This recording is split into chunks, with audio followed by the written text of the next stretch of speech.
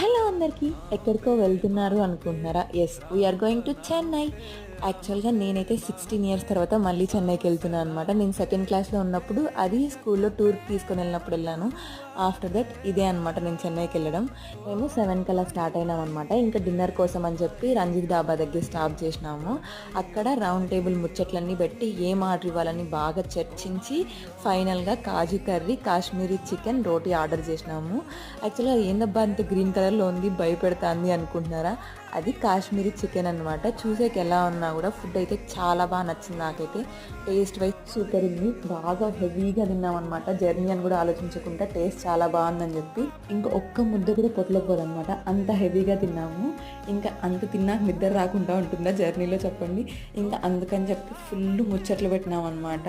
నవ్వుకుంటూ జోకులు వేసుకుంటూ ఫైనల్లీ చెన్నై రీచ్ అయిపోయినాం. Stay tune for more Chennai videos.